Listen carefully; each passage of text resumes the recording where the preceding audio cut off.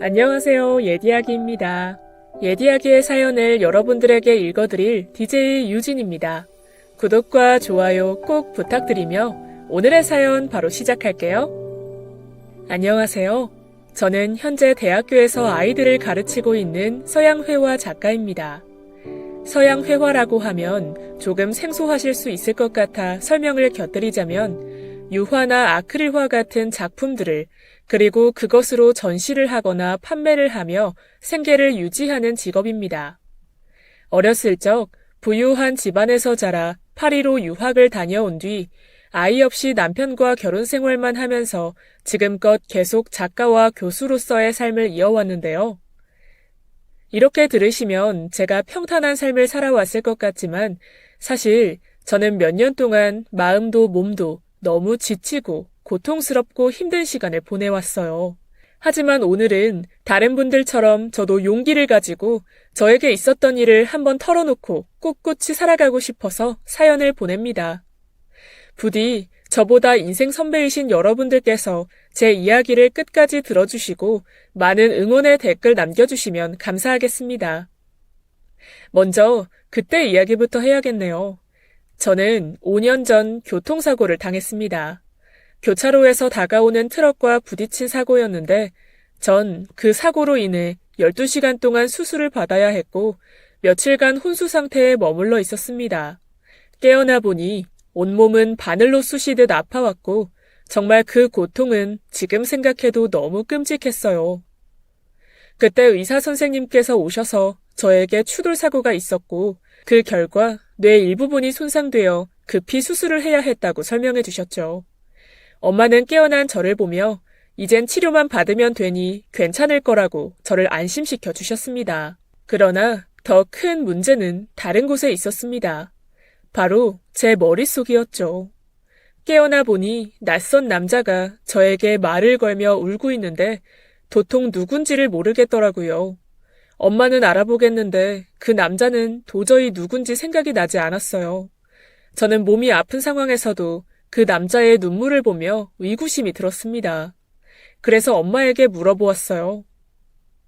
엄마, 이 사람 누구예요? 하지만 제 말에 병실 분위기는 약속이라도 한 듯 급격히 서늘해졌죠. 엄마는 당황했는지 손까지 떠셨어요. 예진아, 누구냐니? 누군지 모르겠어? 이 사람, 네 남편이잖아. 선생님, 얘 왜 이래요? 왜 못 알아보는 거예요? 머리에 문제가 생긴 거예요? 그게 가끔 수술 후에 기억이 없어지는 경우가 있기는 해요. 하지만 짧은 기간 정도 그러다 기억은 다시 돌아오는 경우가 대부분이니 잠시 지켜봐야 할 듯 싶네요. 기억상실. 그런 건 드라마에서나 나오는 일인 줄 알았는데 알고 보니 제가 뇌수술 이후 기억상실증에 걸린 것이었어요. 병원에서 퇴원을 해 남편과 제가 살았다고 하던 집에 갔을 때도 저는 남편을 기억하지 못했습니다. 그래서 남편이 조심스럽게 저를 끌고 저의 채취가 남아있는 집을 보여주는데도 어색하기만 했어요. 그래도 다행히 기억의 전부가 소실된 게 아니라 단편적으로 기억이 나는 것들은 있었어요. 집을 보았을 땐 어쩐지 굉장히 오래 봐온 것처럼 익숙했고 남편이 저에게 해주는 요리들도 많이 먹어본 것 같았어요. 남편은 제게 기억은 천천히 돌리면 된다고 말했고 저 역시 서두르지 않았습니다. 다만 제가 앞으로 생활을 해 나가야 하니 남편은 제가 궁금했던 것들을 친절하고 상세히 알려주었어요. 과거 제가 어떤 사람이었는지, 무엇을 좋아했는지, 어떤 일을 했는지, 어떤 그림을 주로 그렸는지, 특히 제가 했던 전시회 사진들을 하나하나 보여주며 제가 얼마나 그림에 열정이 많았는지, 얼마나 그림과 예술을 사랑했는지 알려주려고 했어요. 그리고 저는 그런 남편 덕분에 천천히 붓을 다시 들 수 있었어요. 하지만 남편에 관한 기억만큼은 쉽게 돌아오지 않았어요. 익숙한 느낌은 있었지만 그가 제 쪽으로 가까이 다가와 자연스레 몸이라도 닿으려고 하면 그게 불편하고 불쾌해서 작업실로 돌아가곤 했어요. 남편도 그런 저를 보며 자신의 행동을 민망해했고요. 그러다 보니 시간이 갈수록 점점 힘들어지더라고요. 그리고 이런 생각이 들었습니다. 만약 이대로 기억이 영영 돌아오지 않는다면 남편이라고 불리는 이 사람과 함께 사는 게 맞나 싶은 생각이요. 그리고 친정 엄마에게도 솔직하게 이런 고민을 털어놓았죠. 하지만 엄마는 펄펄 뛰며 장서방만한 사람이 없었다며 얼마나 너에게 끔찍히 잘해줬는지 모른다고 기억이 돌아올 거니 기다리자고 저를 설득하셨습니다. 제 친구들도 마찬가지였어요. 제 남편은 어딜 가나 완벽한 존재였다고 세기의 남편감이었다는 말로 제 마음을 흔들어 놓았습니다. 하지만 저는 알지도 못하는 낯선 사람과 사는 걸 받아들일 수가 없었어요. 그래서 남편이 퇴근하던 날 술 한 상을 차려놓고 남편을 기다렸어요. 그리고 솔직한 제 마음을 털어놓았습니다. 나 사실 많이 노력했어요. 당신이란 사람이 정말 좋은 사람인 것 같아서 당신하고 데이트했던 사진들도 많이 봤고 밤마다 결혼 후에 찍은 사진들도 봤어요. 그런데 안 되는 건 안 되는 것 같아요. 이렇게 같이 사니까 기억을 반드시 해야 된다는 생각이 들어서 더 조급해지고 그래서 마음이 불편해요. 갑작스런 통보처럼 들리겠지만 내 마음, 결정 이해해줬으면 좋겠어요. 그동안 나 때문에 애썼는데 미안해요. 남편은 제 말을 듣고도 한동안 아무 말이 없더군요. 그리고 조용히 소주잔을 들이키더니 알겠다고 하며 제 뜻을 따르겠다고 했습니다. 그리곤 한 달이라는 시간을 달라고 하더군요. 그 시간 안에도 결정이 바뀌지 않으면 그때 헤어지자고요. 저는 남편의 간절한 눈빛을 외면할 수 없어 알겠다고 말했고 저 또한 한 달을 기다려보기로 했습니다. 남편은 그 한 달 동안 저와 시간을 보내기 위해 정말 노력을 많이 했어요. 단순히 시간만 보내는 게 아니라 추억을 나누려고 했고 제게 우리가 얼마나 서로 사랑했는지 상기시켜 주려고 했죠. 그렇게 시간이 쌓이고 정이 쌓이자 어느덧 이 사람이 정말 편해지더라고요. 남편에 대한 기억은 별로 없었지만 저에게 한없이 마음을 내어주는 이 남자와 있다 보면 제가 왜 이 사람을 결혼 상대로 선택했나 알 수 있을 것 같았어요. 그리고 그렇게 저는 이 사람의 노력에 차츰차츰 마음을 열게 되었고 더 이상 몸을 닿는 게 껄끄럽거나 불편하지 않았어요. 하지만 그러던 어느 날이었어요. 이때부터가 모든 사건의 출발점이었던 것 같네요. 말하자면 모든 비극의 출발점이었죠. 우연히 제과점에 갔는데 아이를 데리고 있던 어떤 여자가 절 보고 아는 척을 하더라고요. 그것도 무척 반갑게요. 하지만 저에게 없던 기억 속 사람인지라 전 그 여자를 알아볼 수가 없었어요. 아이고, 기억을 잃었다더니 정말이었구나. 나야 미옥이. 너랑 학창시절 친구였는데 최근에 내가 이 동네로 이사 오면서 우리 자주 만났거든. 그래? 알고 보니 미옥이란 그 친구는 저희 엄마까지 알고 있던 친한 친구였더라고요. 미옥이는 같은 학교, 같은 전공을 선택하면서 친해졌다가 미옥이는 전업주부로 저는 작가로 생활하면서 연락이 뜸해졌고 그러다 자신이 최근에 저희 동네로 이사 오면서 다시 가까워졌다고 했어요. 정말 우리가 친했던 것인지 전 미옥이의 말투나 채취 같은 것들이 그리 낯설지 않았어요. 그래서 미옥이와 함께 산책도 하고 가끔 밥도 먹게 되면서 어느덧 다시 서로의 집에 왕래를 하는 사이가 되었습니다. 그런데 어느 날 미옥이가 몇 번을 망설이다 조심스레 사고에 관한 이야기를 꺼냈어요. 너 그날 정말 아무 기억이 없어? 뭐 예를 들어서 차에 타기 전에 어디에 갔다던가 누구를 만났다던가. 전혀. 그냥 남편한테 들은 바로는 내가 밤에 잠깐 드라이브 하겠다고 나갔대. 그러다가 사고를 당했고. 그럼 뭐 그 전날 기억이라도 없어? 미옥이는 이상하게도 제가 뭘 기억하고 있는지 꼬치꼬치 캐물어 보더라고요. 사실 내가 이 얘기를 너한테 해야 할까 말아야 할까 많이 망설였는데 그래도 하는 게 도리일 것 같고 마음도 영 찝찝해서 말이야. 실은 네가 사고 전날 나한테 전화를 했었거든? 내가? 갑자기 전화를 받자마자 네가 펑펑 울더라고. 술에 취한 것 같았어. 그리고서는 너무 사는 게 힘들다고 그러는 거야. 죽고 싶다고. 한 번도 그런 소리 안 했던 애가 갑자기 그러니까 내가 얼마나 놀랐겠어. 그래서 어디냐고 했더니 그냥 전화를 끊어버린 거야. 그리고 다음날 너한테 사고가 났어. 미호기의 말은 너무나 충격적이었습니다. 지금껏 그저 평범하고 또 행복하게 살아온 작가인 줄로만 알았는데 제가 그렇게나 힘들어했다니 그것도 죽고 싶을 만큼 힘들어했다는 말은 도무지 그냥 넘어갈 수가 없었어요. 그래서 저는 그날 밤 남편이 퇴근할 때까지 기다렸다가 오늘의 일을 털어놓았습니다. 하지만 남편의 반응은 좀 시큰둥했죠. 미옥이 그 친구가 원래 말을 과장해서 하는 버릇이 있다며 너무 귀 기울이지 말라고 하는 거였습니다.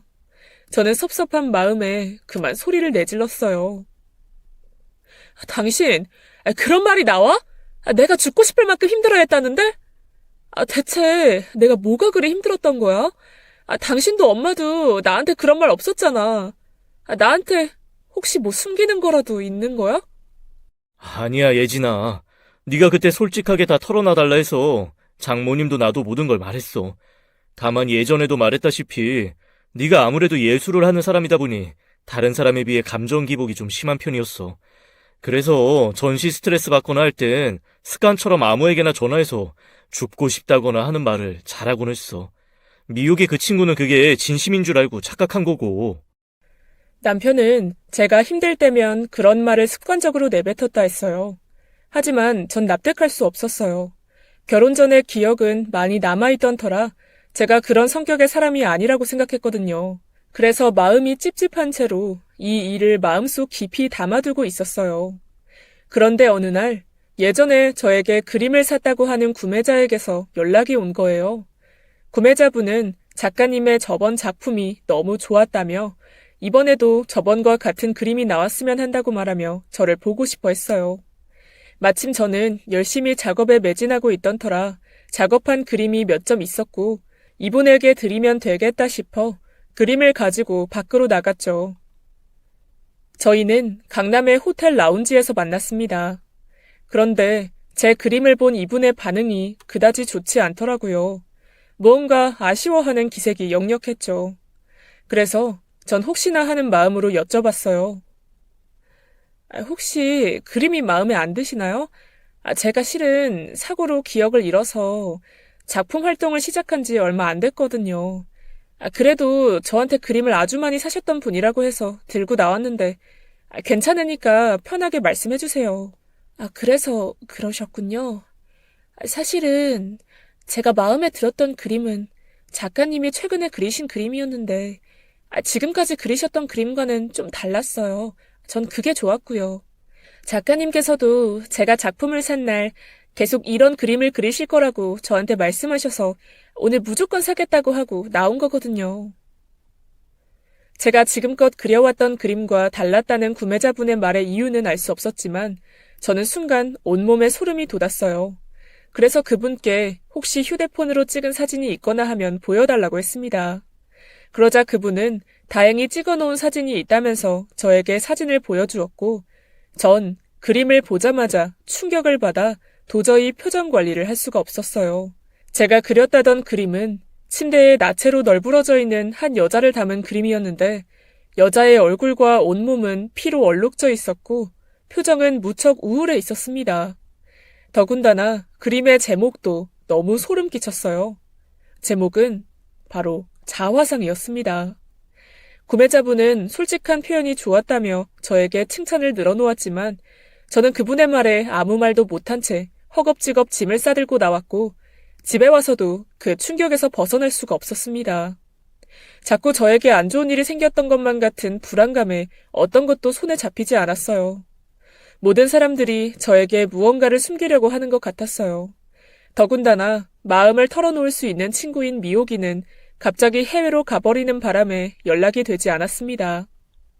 그래서 어쩔 수 없이 저는 조금의 기억이라도 돌아오길 바라며 작업실에서 지나칠 정도로 그림에만 몰두하고 있었어요. 그런데 어느 날 저도 모르게 밥을 깨작거리고 있었는지 남편이 걱정스런 표정으로 저를 쳐다보더라고요. 요즘 당신 너무 작업 무리해서 하는 거 아니야? 저번에 전시 하나 끝내놓고 바로 또 작업 들어갔잖아. 당신 지금 너무 무리하고 있어. 당신한테는 휴식이 필요해. 우리 자주 가던 남양주 별장에 가자. 거기서 바람도 쐬고 맛있는 것도 먹고 오면 기분도 좋아질 거야. 아니야, 별로 생각 없어. 그냥 작업하는 게 더 좋아. 저는 별로 생각이 없다고 했지만 남편은 기어이 저를 끌고 가다시피 해 남양주에 위치한 전원주택으로 데려갔어요. 그리고 그곳에서 남편이 저에게 말하지 못한 이야기가 있다면서 어렵게 입술을 떼었습니다. 무슨 말인데 그래? 실은 말해봐. 당신 유산했었어. 뭐라고? 그것도 3번이나. 아이를 너무 원했는데 계속 유산이 되니까 당신은 그 뒤로 심각한 우울증을 겪었어. 물론 어머니께서도 이 사실을 알고 계셨고. 하지만 당신이 기억을 어차피 잃어버렸으니 좋지 않은 부분은 말하지 않는 게 나을 것 같아서 나도 어머니도 서로 말하지 말라고 합의를 했던 거야. 나빴던 기억 되새겨봤자 좋을 게 없으니까. 그런데 미옥이란 친구한테 그런 말을 할 정도로 당신이 힘들어했는지 미처 몰랐어. 미안해, 여보. 그럼 지금 내가 유산으로 힘들어했던 거고 그래서 그런 그림도 그리고 미옥이한테 그런 말도 한 거란 말이야? 여보. 이제야 말하게 돼서 정말 너무 미안해. 당신에겐 최선이라 생각했는데 내 생각이 짧았어. 처음엔 당황스러웠지만 그날 밤 저는 남편과 밤새 이야기를 했고 천천히 그 사실을 받아들이게 됐어요. 또 저에게 나쁜 기억을 심어주고 싶지 않았던 남편의 마음도 이해가 갔고요. 그리고 무엇보다 제가 유산을 했고 그 충격으로 마음의 병을 앓을 만큼 힘들었다는 말을 들으니 왜 제가 그런 그림을 그린 건지 미호기에게 왜 그런 말을 한 건지도 모두 이해하게 되었어요. 그렇게 찝찝했던 부분이 풀리자 그날부터 저는 가벼운 마음으로 잠에 들 수 있었어요. 또 남편과의 사이도 더욱 좋아졌습니다. 저를 깊게 배려해주는 제 남편을 보며 다른 사람의 말대로 이 사람은 정말 완벽하다는 생각이 들었어요. 그런데 그렇게 몇 달이 지났을 무렵 갑자기 미국에서 전화가 걸려왔습니다. 바로 미국에 사는 이모였어요. 이모는 저에게 캐리어를 하나 보냈다며 집에 도착할 때쯤 되었을 거라고 말했습니다. 캐리어요? 네가 신혼 초기에 미국에서 살집 알아보려고 여기 들렸을 때 놓고 간 거였는데 작은 거고 너도 딱히 찾지 않아서 몰랐네. 내가 오늘 집 정리하다가 발견해서 이제야 보낸다. 곧 도착할 때 됐을 거야. 그리고 이모의 말이 끝나기 무섭게 초인종 소리가 들렸어요. 캐리어가 도착한 것이었죠. 저는 이모와의 전화를 끊고 캐리어를 받았습니다. 빨간색 캐리어 안엔 옛날에 제가 입었던 옷가지들과 세안용품, 시계 같은 것들이 들어있었어요. 그런데 캐리어의 작은 주머니 안쪽에 무언가 걸리적거려서 보았더니 아주 작은 다이어리 한 권 있었어요. 그리고 필체와 내용을 보는 순간 저는 그것이 무엇인지 바로 알아보았습니다. 그건 바로 저의 일기장이었어요. 첫 장에는 남편과의 행복한 신혼생활에 대한 글이 쓰여 있었어요. 남편이 해준 요리, 남편이 골라준 옷에 관한 이야기, 아이를 갖고 싶다는 말들이었죠. 저는 호기심 어린 마음으로 한 장씩 일기장을 읽어나갔어요. 하지만 20장쯤 넘어가서부터 제 손은 떨리기 시작했습니다. 일기장엔 눈물 자국이 말라붙어 있었고 이런 구절이 하나둘 적혀 있었어요. 남편은 사람들에게 내가 유산을 해서 힘들다는 거짓말로 다정한 남편인 척 연기한다. 남편이 두렵다. 남편은 나의 모든 걸 마음대로 조종하려고 한다. 나는 남편이 입으라는 옷을 입어야 되고 먹으라는 것만 먹어야 한다. 뭐든지 남편의 말을 들어야만 한다. 내가 말을 듣지 않자 남편이 나를 남양주 별장으로 끌고 갔다. 그리고 하루 동안 그곳에서 나를 방치하고 감금했다. 어디에도 털어놓을 수도 없다. 엄마도 친구들도 남편을 모두 좋은 사람으로만 철석같이 믿고 있다. 도움을 청하고 싶다. 하지만 남편은 내가 입을 열면 대학 시절 등록금을 벌기 위해 술집에서 한 번 일했던 과거를 언론에 퍼뜨리겠다고 말한다. 그렇게 되면 내가 쌓아온 작가로서의 이력도 완전히 망가질 것이다. 그건 안 된다. 죽고 싶다. 이렇게 불행할 바엔 그냥 죽었으면 좋겠다. 그때 갑자기 머리가 깨질 듯 아파오면서 제가 교통사고를 당하던 날 밤의 기억이 단편적으로 몇 장면씩 스쳐 지나갔습니다. 남편이 제 뺨을 후려치던 기억, 더 이상 살고 싶지 않은 마음에 집을 뛰쳐나가 차에 시동을 건 것, 그리고 제 앞에 다가오는 자동차를 피하기 위해 핸들을 꺾은 것, 다음은 애써 기억하지 않아도 알 수 있었습니다. 그 교통사고는 바로 남편에게서 벗어나기 위한 저의 처절한 몸부림이었어요. 그제야 저는 머리가 아파오면서 기억이 하나하나씩 돌아오기 시작하는 걸 느꼈습니다. 그리고 남편이 저를 괴롭히고 착한 아내로 만들며 저를 조종하는 데 희열을 느꼈던 기억들도 모조리 떠올랐어요. 저는 너무 화가 나서 이성을 잃고 캐리어를 집어 던지고 집안의 모든 물건을 다 부수고 깨트려 버렸습니다. 그리고선 남편이 오자마자 쓰레기 같은 자식이라고 하며 남편의 옷깃을 부여잡고 쥐고 뜯었어요. 그런데 남편은 우습게도 그 상황에서 연기를 하더군요. 예진아, 왜 그래? 정말 왜 그러니? 이제 그만 좀 해. 제발! 그 당시엔 그게 저한테 어떤 독이 될지 몰랐지만 전 남편에게 짐승 같은 인간이라고 고래고래 소리를 지르고 쌩 난리를 쳤습니다. 그리고 전 엄마한테 달려가 이 모든 상황을 설명했어요. 엄마 나 좀 살려줘. 얘 무슨 일이야? 무슨 일이야, 예진아? 그놈이 날 죽이려고 했어. 그놈은 가짜야. 엄마 앞에서도 가면 쓰고 있는 거라고. 엄마는 놀란 표정을 감추지 못하고 제가 혹여나 어디라도 다쳤나 싶어 제 몸부터 먼저 살피셨어요. 그러더니 엄마가 갑자기 이렇게 말하는 겁니다. 예진아, 다 나을 거야. 다 나을 거니까 너무 걱정하지 마. 뭐? 그게 무슨 말이야? 하지만 제 말이 끝나기도 전 그 순간 갑자기 문을 열고 건장한 사내들이 들어와서는 제 팔과 다리를 번쩍 들어 침상에 옮겼어요. 뭐예요? 뭐 하시는 거예요? 저는 발버둥을 치고 난리가 났지만 그 사내들은 제 입까지 막고선 저를 침대에 눕혔습니다. 엄마를 부르려고 했지만 엄마는 저를 보며 눈물만 흘리고 계셨어요. 그리고 그 순간 제 눈앞에 한 사람이 보이더군요. 남편은 저만 볼 수 있도록 씩 웃더니 잠시 후에 제 귓가에 속삭였습니다. 잘 다녀와, 여보. 그리곤 사내들에게 저를 잘 부탁한다며 눈물을 보였어요. 그렇게 제가 끌려간 곳은 바로 정신병원이었습니다. 그곳에선 저를 망상장애, 편집증이라고 진단을 내렸어요. 누군가 저를 해칠 거란 생각에 휩싸여 계속 일기를 쓰고 주변 사람들을 경계하는 그런 병을 앓고 있다고요. 주변 사람이라는 건 두말할 것 없이 남편이었죠. 그제야 전 깨달았어요. 남편이 그때 왜 저에게 연기를 했는지, 왜 제 주먹을 다 맞아 주었는지요. CCTV를 설치해 의사들에게 보여주었던 겁니다. 정말 미치고 팔짝 뛸 노릇이었어요. 전 그것도 모르고 남편한테 당해버렸으니까요. 처음엔 전 의사들에게 제 남편이 저를 감금하고 죽이려고 했다고 여러 번 호소했고 모든 걸 증명할 테니 여기서 나가게 해달라고 애걸했지만 그건 아무 소용도 없는 짓이었습니다. 그럴수록 제가 먹어야 할 이상한 약의 복용량만 늘어갔어요. 독한 약 탓에 잠이 들어 그 어떤 정상적인 생각도 할 수가 없었습니다. 가끔씩 정신이 날 때면 남편에 대한 분노가 치밀어 올랐습니다. 제 말은 믿어주지 않는 엄마가 원망스러웠어요. 정신병원에 한 달을 보내면서 어떻게 이곳을 빠져나갈지 생각했어요.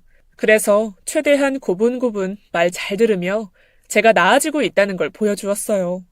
약도 척척 받아먹고 치료 프로그램에도 적극적으로 참여하고 그들이 의심하는 대로 모든 사실을 인정해 주었죠. 그러자 의사는 약물을 서서히 줄여갔고 보호자를 만나고 싶다는 제 말을 들어주었어요. 딱 2달 만이었어요. 잘 지냈어, 여보? 남편의 첫 마디는 안부 인사였어요. 그 뻔뻔함에 저는 치솟는 분노를 억누르며 살며시 고개를 끄덕였습니다. 그리고 저도 남편의 안부를 물었고 우린 오랜만에 대화를 해나갔어요. 여긴 지낼만해? 많이 힘들지? 난 그동안 당신 때문에 잠도 못 자고 힘들었어. 당신이 아픈 거 사실이지만 내가 당신의 동의 없이 그런 식으로 강제로 입원시킨 게 뭐 미안하기도 했으니까 말이야. 가증스러운 남편의 말에 분노가 치밀었지만 애써 감정을 억누르며 제가 연습했던 말들을 내뱉기 시작했습니다. 나 쥐 죽은 듯이 살게. 당신이 원하는 대로, 당신이 원하는 아내로 살게. 당신이 하라는 대로 다 할게. 꺼내주기만 한다면 정말 그렇게 할게. 당신도 알겠지만 어차피 난 그 누구한테도 당신에 대해서 말할 수가 없어. 내가 미안해. 정말 반성 많이 했어. 제 말이 끝나자 남편은 알 수 없는 시선으로 저를 쳐다보았습니다. 저는 남편의 그런 시선에 가슴이 쿵쿵 뛰었지만 손톱으로 손가락을 꾹 눌러가며 진정하려고 애썼어요. 그런데 그때 남편의 얼굴에 희미한 미소가 떠올랐습니다. 그래, 반성했어? 저는 정말 그렇다며 확신 어린 눈빛을 남편에게 보냈어요. 그러자 남편은 알았다며 다음에 또 오겠다고 말하고는 자리를 떠났어요. 제가 잘했는지 연기가 먹혔는지 알 수 없었지만 남편은 그 후 저를 자주 찾아왔고 제가 정말 순종적인 사람이 되었는지 확인하려고 했습니다. 내가 당신이 변한 걸 어찌 믿을 수 있지? 믿지 않아도 좋아. 내가 행동으로 증명할게. 사람들에겐 기억이 돌아왔다고 말하는 게 좋겠는데 당신 생각은 어때? 난 당신이 원하는 대로 할래. 당신 뜻대로 해. 이렇게 전 최대한 남편의 마음에 들 법한 답변을 했고 남편의 심기를 거스르지 않기 위해 남편을 만날 땐 외모도 단정히 꾸미고 나갔어요. 그러던 어느 날 남편이 저에게 말하더군요. 집으로 가자고요. 정말? 나 나갈 수 있어? 남편은 제 머리를 부드럽게 쓰다듬으며 고개를 끄덕였습니다. 저는 며칠 뒤 퇴원수속을 밟았고 드디어 그곳을 벗어나 돌아갈 수 있었어요.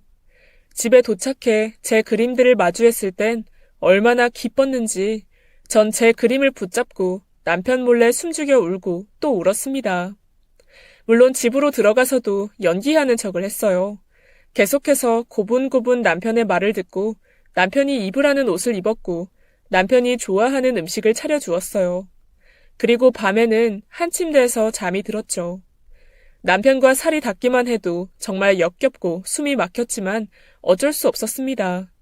남편이 그런 제 모습을 보며 흡족해하는 동안 남편 몰래 밤마다 남편의 약점들을 모으기 시작했어요. 그러던 어느 날이었어요.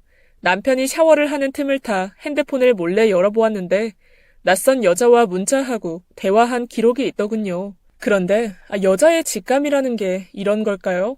그 번호는 어딘지 모르게 꺼림칙했습니다. 낯익은 번호는 아니었지만 소위 말하면 뭔가 구린 냄새가 났어요. 그리고 그 여자의 핸드폰을 추적한 결과 전 충격적인 사실을 알게 됐습니다. 번호의 주인은 바로 김 회장님의 아내분이셨어요.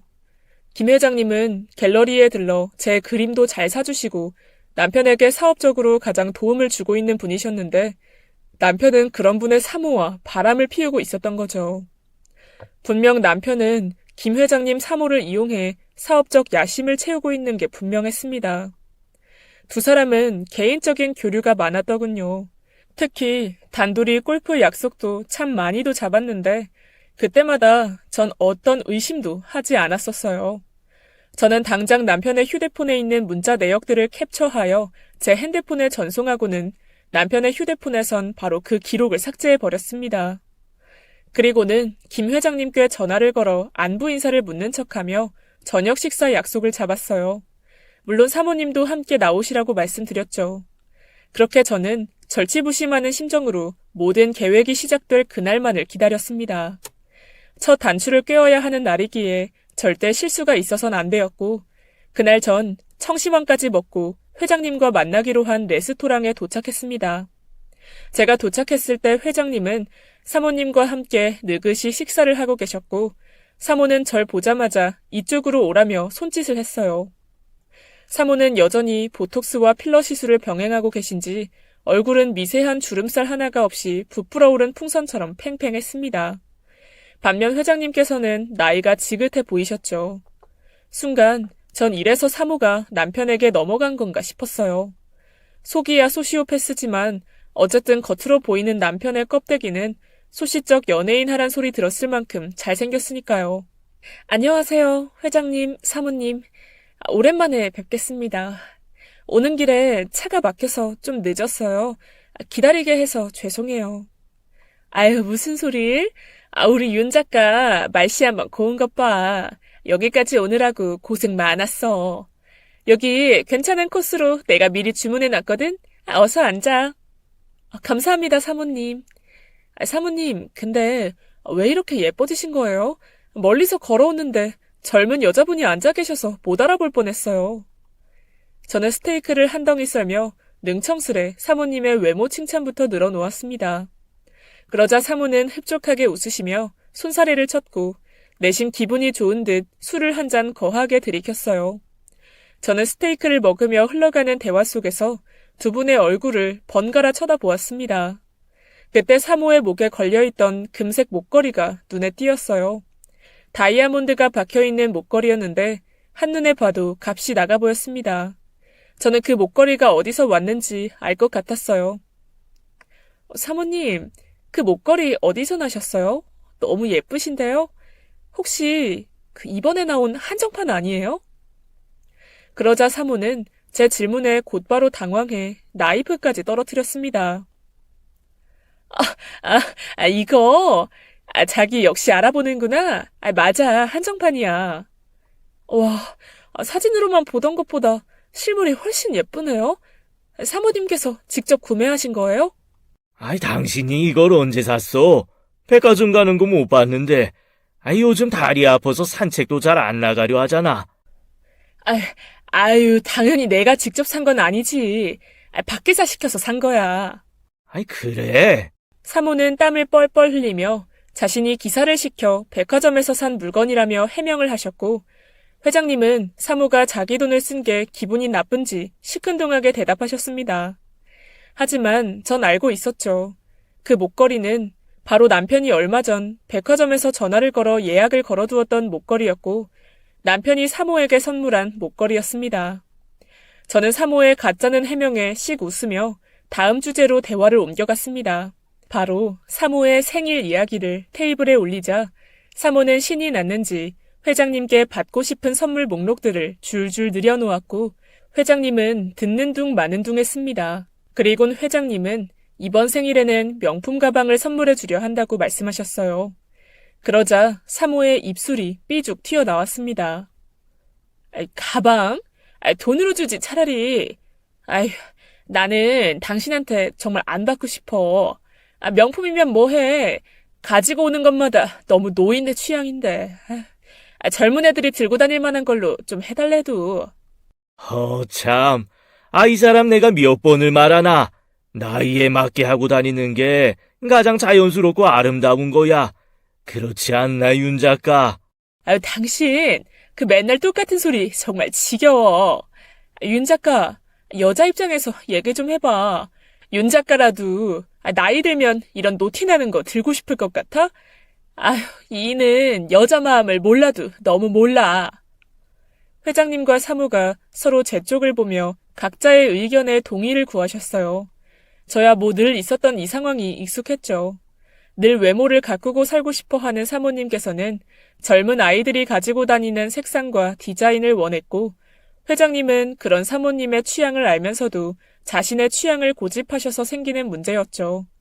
저는 기다렸다는 듯 두 분 사이에 들어갔습니다. 아이고, 회장님, 사모님께서 많이 섭섭하셨나 봐요. 사모님, 그럼 이번엔 제가 회장님과 쇼핑 같이 가드려도 될까요? 어머, 그래. 너무너무 좋은 생각이야. 윤 작가, 자기가 같이 쇼핑 좀 가줘. 이번에 이 눈 좀 확 뜨게 해줘봐. 제 말에 회장님은 불편한 기색을 드러내셨지만 사모는 아이처럼 박수까지 짝 치며 좋아했습니다. 저는 사모에게 걱정하지 말라는 눈빛을 보냈고, 그렇게 전 사모의 허락으로 회장님과 자연스레 쇼핑 약속을 잡았어요. 첫 단추를 잘 꿰었습니다. 하지만 안심할 수는 없었죠. 전 그날 바로 집으로 돌아와 다음 단계를 생각했습니다. 남편은 그때까지도 여전히 저의 모든 걸 조종하고 있다는 착각에 빠져 있었어요. 회장님과 만나는 날은 생각보다 성큼 다가왔습니다. 저는 준비한 문서들을 서류 봉투에 넣은 후 백화점으로 향했고 그곳에서 회장님을 만났습니다. 회장님은 오늘따라 다리가 아프셨는지 휠체어를 타고 오셨는데 그 모습을 보니 이런 분께 오늘 아내의 외도 사실을 전해야 한다는 생각에 쇼핑을 하는 내내 제 마음도 그다지 좋지 못했어요. 하지만 저는 어쩔 수 없다 여기며 마음을 다잡았고 회장님께서 불편하시지 않도록 천천히 휠체어를 밀어드렸습니다. 그리고 대충 사모의 취향에 맞는 가방까지 골랐어요. 회장님은 여전히 사모를 많이 사랑하고 계신지 선물을 신경 쓰지 않는 척 하면서도 제 의견을 꼼꼼히 물어보시고 반영하시려고 했습니다. 전 그런 회장님을 보며 순간 마음이 짠해졌네요. 그러다 회장님께서는 어느새 오랜 쇼핑으로 지치셨는지 식사를 하러 가자고 하시더라고요. 그때 저는 속으로 마음의 준비를 했습니다. 그리고 음식이 하나하나 나오고 커피를 먹는 시간이 되었을 때 드디어 저는 조심스레 말문을 열었어요. 저 회장님, 실은 말씀드릴 게 있어요. 너무나 불미스러운 일이라서 어떻게 말씀드려야 할지 저도 참 난감한데요. 무슨 일이 있어, 윤 작가? 네. 그리고 회장님하고도 관련이 있는 사안이라서요. 아니, 나랑. 회장님은 자기와 관련이 있다는 말에 눈을 동그랗게 뜨셨습니다. 그게 회장님은 제가 쉽사리 말을 잇지 못하자 얼른 말하라며 저를 재촉했고 저는 끝내 못 이기는 척 회장님께 그 자리에서 사모님과 남편의 관계를 폭로했습니다. 뭐야? 윤 작가, 증거 있어? 정말이야? 회장님의 말에 저는 조용히 남편의 휴대폰에서 다운로드받은 사진들을 보여주었어요. 남편과 사모가 서로를 여보, 당신이라고 부르며 말하는 내용들과 고가의 선물을 주고받은 내역이었죠. 애처가로 유명하셨던 회장님은 아내에 대한 배신감과 자신이 물질적으로 도와준 남편이 이런 짓을 벌였다는 것에 분노를 참지 못했습니다. 이런 갈아먹어도 시원찮을 놈. 윤 작가는 대체 언제부터 한 거야? 저도 안 지는 얼마 되지 않았어요. 회장님께서도 알고 계셔야 될 것 같아서 이렇게 말씀을 드리게 되었네요. 회장님은 제 앞에서 주먹으로 쾅쾅 탁자를 내려치며 거친 분노를 숨김없이 드러내셨습니다. 그리고 저는 그런 회장님께 제가 남편의 서재에서 찾아낸 비밀 문서들을 내밀었어요. 그 문서들은 얼마 전 집 청소를 하다가 남편 서재에 숨겨진 금고에서 발견한 문서였는데 알고 보니 회장님의 눈을 피해 숨겨온 돈 내역이더라고요. 그 순간 회장님의 눈빛은 완전히 다른 사람처럼 돌변했습니다. 저도 그런 회장님께 고개를 숙였어요. 부탁드립니다, 회장님. 저는 상관없으니까 이 사람 철저히 망가뜨려 주세요. 제 말이 끝나자마자 회장님은 서류 봉투를 박 기사에게 전달한 후 어디론가 전화를 거셨습니다. 저는 그것을 지켜보다가 조용히 인사를 드리고 밖으로 나왔어요. 그리고 남편이 가장 좋아하는 초밥을 사들고 집으로 향했죠. 남편은 역시나 제가 사온 저녁거리를 보며 역시 내 아내라고 말하며 기뻐했어요. 저는 그런 남편을 꼭 안아준 후 와인을 곁들여 저녁을 먹기 시작했어요. 그런데 그때 남편의 주머니에서 핸드폰이 울렸고 남편은 전화를 받자마자 안색이 급격히 어두워지더니 저에게 말도 없이 김 회장님을 부르며 밖으로 뛰어나갔습니다. 창가를 보니 차를 타고 김 회장님 댁으로 간 게 틀림없었어요. 성공이구나. 남편이 떠난 후 저는 흐뭇하게 웃으며 미리 챙겨놓은 모든 짐을 들고 공항으로 떠났어요. 공항에는 이모와 미호기가 저를 마중 나와 있었죠. 그 둘은 저에게 고생했다고 말하며 저를 꽉 안아주었습니다. 사실 제가 남편을 어떻게 엿먹을지 곰곰이 고민하고 있을 때 옆에서 가장 도움을 준 사람이 바로 미호기와 이모였어요. 미호기와 이모만은 제 말을 믿어주셨고 생애 가장 힘든 순간 남편의 행적을 살펴주고 있었어요. 어찌 되는지 내가 보고 알려줄게. 네 남편 망하면 소문 쫙 퍼질 테니까 당분간 미국에 있으면서 은신하고 있어. 그간 고생 많았어. 고마워, 미호가. 그리곤 전 이모와 함께 미국행 비행기에 탔습니다. 비행 공포증이 있어 원래 이륙할 때 무서움에 떨곤 했지만 현실의 온갖 풍파를 겪어서 그런지 전 더 이상 그게 두렵지 않았어요. 그저 이 현실에서 탈출했다는 생각에 깊은 안도감을 느끼며 편안히 잠이 들었죠. 나중에 미호기에게 들었지만 남편이 받은 타격은 생각보다 꽤 컸더라고요. 회장님과 인연이 끊기자 사업은 급격히 허물어졌고 회장님은 남편의 시기와 횡령건을 검찰에 고발까지 했습니다. 그리고 남편은 결국 징역을 선고받아 깜빵에 갔어요. 저는 남편과 법적으로 남남이 되어 드디어 완전한 자유를 누리게 되었죠. 남편이 언론에 제 과거 행적을 찌른다고 협박을 하긴 했지만 전 그리 하라고 말하곤 남편을 무시해버렸습니다. 그깟 제 과거 따위에 발목 잡혀 살기에는 현재의 인생이 너무나 아까웠으니까요. 그리고 엄마 또한 자신이 무지했다며 저에게 용서를 비셨고 저는 오랜 시간을 두고 엄마와 화해할 수 있었네요. 저의 긴 이야기는 끝났습니다. 혹시 여러분들 중에서도 저처럼 괴물 같은 인간에게 잡혀 살았거나 잡혀 사시고 있는 분이 계실까요?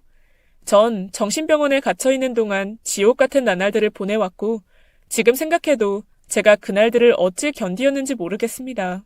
하지만 당시 전 살아남아야겠다는 생각밖에 없었고 그 결과 그놈에게서 벗어날 수 있었어요. 그래서 지금 이렇게 누리고 있는 자유가 너무나 소중하고 또 소중하네요. 세상에는 선한 사람도 있지만 나쁜 사람들도 참 많은 것 같아요. 여러분들께서도 그런 사람들 부디 조심하셨으면 합니다. 그리고 그게 가까이 있는 사람이라면 더더욱 조심해야 돼요. 그들이 가면을 쓰고 있는 이상 우린 당하기 전까지 알 수 없을지도 모르니까요. 지금까지 제 이야기 들어주셔서 감사합니다. 지금까지 예디야기였습니다. 끝까지 함께해주신 여러분 진심으로 감사드리며 저는 내일 이 시간 다시 돌아올게요. 감사합니다.